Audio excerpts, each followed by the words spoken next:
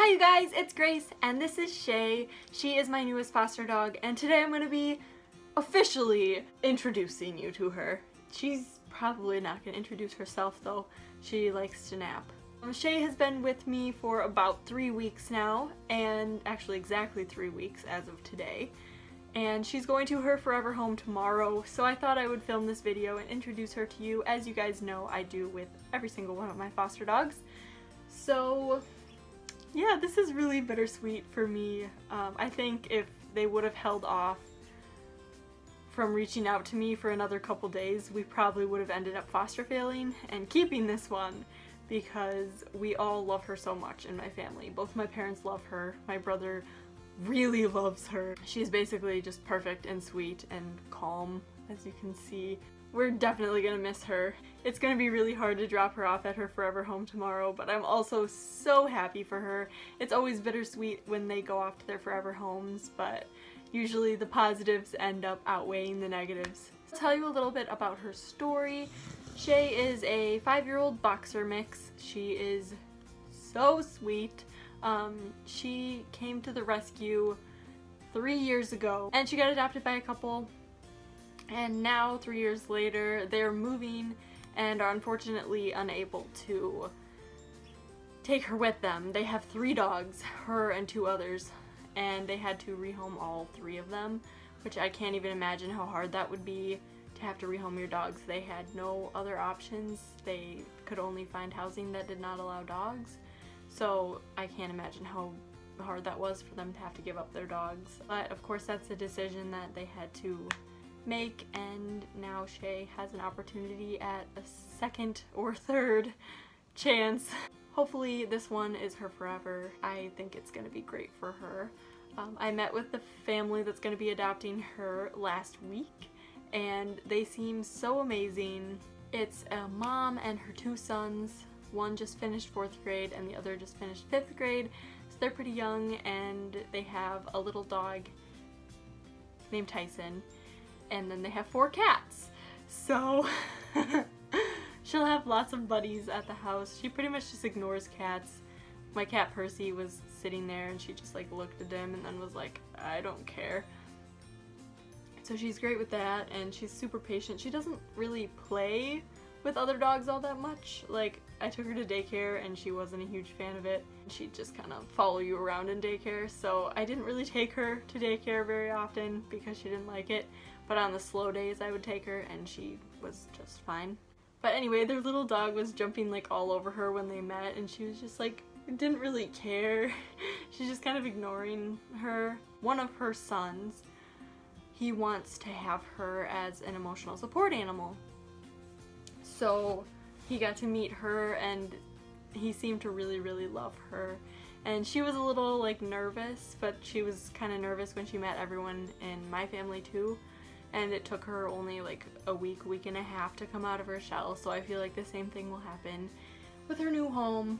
When she first came with us, she didn't eat for the first couple days, kind of went on a hunger strike. She is terrified of thunderstorms, does not like thunderstorms one bit. The first night it stormed, she woke up at 3 in the morning and she was pacing and like digging and trying to like bury herself under my pillows. And that was not a very restful night, but I just kind of sat up for a little while and snuggled her and gave her some pets and stuff like that, and she kind of calmed down a little bit when I was petting her. And then we fell back to sleep and she passed out like this the rest of the night. And then the second time it stormed, I felt really bad because I wasn't home. So she was in her kennel for the first couple hours that it was storming. And she just kind of like buried herself under the little bed in her kennel because I knew it was gonna storm, so I wasn't about to leave her out in my room or anything like that because I didn't want her getting into anything. I figured she was probably safest in her kennel. And she did fine. She just buried herself a little bit, and then when I got home she was so happy to see me. She was like, you left me with the scary thunder, and I felt so bad for her, but gave her lots of snuggles and love after that. I gave her a bath and a nail trim and she did great for both of those.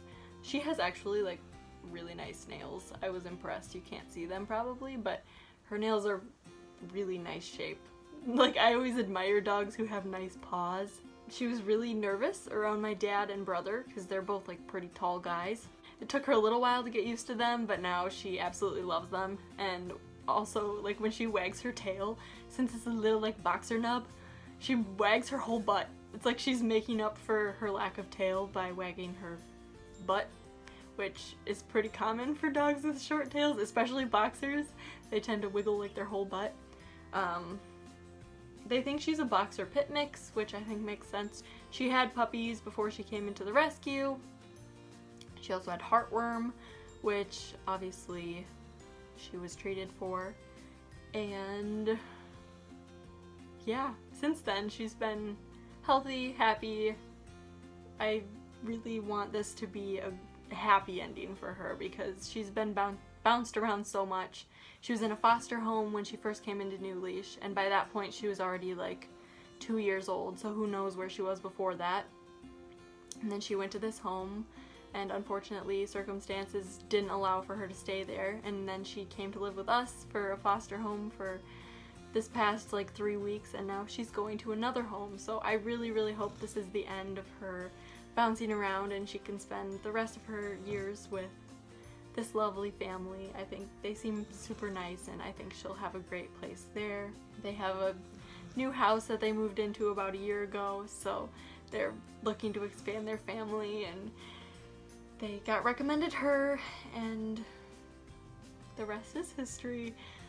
I'm gonna miss her a whole lot. It's gonna suck a little bit giving her up, and I will probably bawl my eyes out, but something that I thought of while fostering her is that fostering is loving them for a while until you find someone to love them forever. And I just have to keep reminding myself that if I adopt every foster dog I get, I won't be able to foster anymore. So I have Theo, and he's my forever dog, and every little foster dog I have between then is just, I'm a step on their journey, and it's my job to keep them happy and help make them more adoptable. As hard as it is and heartbreaking as it is to give them up, it's something that gives me so much joy at the same time. It's just, my heart is breaking, but at the same time my heart is singing. It's really confusing to explain, but it's one of the most rewarding experiences I have ever been a part of in my life. Fostering makes me very happy.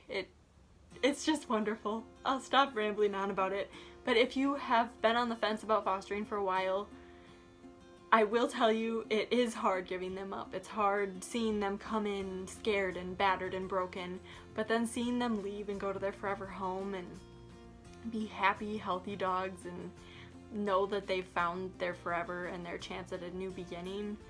It's just so rewarding. So definitely reach out to me if you have any questions, and I highly recommend that you try out fostering. Even if you foster one dog, fostering may not change the world, but it changes the world for that one dog. And I am all about that. I want to change the world one dog at a time. So as much as I'm gonna miss this sweet girl, I know that it's for the best, and she's gonna have a great future. So yeah, I'll insert some clips at the end of this video so you guys can see some of her goofiness that isn't just laying here like a dead dog. This is kind of what she does most of the day. And then you stand up with a leash and she's like crazy. She loves walks. She can't go for very long because the heat, and she's not the most in shape dog in the world. Like, she was really kind of overweight when we got her. Cut back on her food a little bit. After she lost a little bit of weight, she kind of became a little bit more adventurous and could go for a little bit longer walks. So that was kind of cool. You're a goofy girl, huh? You're a goofy girl. Yeah, she's such a people dog. Like, she loves people. She follows me around all day, every day. She's perfectly content to just lay next to you. Yeah, we had 3 dogs in our house at one point during fostering her. We had Theo, and then her, and then a German Shepherd Great Dane mix named Radar. Anyway, I'm gonna stop rambling now, so yeah. Hi, pretty lady.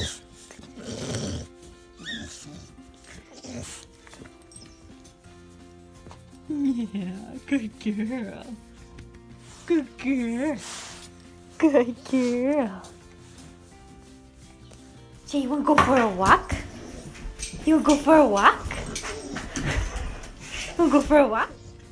Jay, are we going for a walk? Oh my goodness. So exciting. Jay, where are we going? Where are we going, baby girl? Are we going for a walk?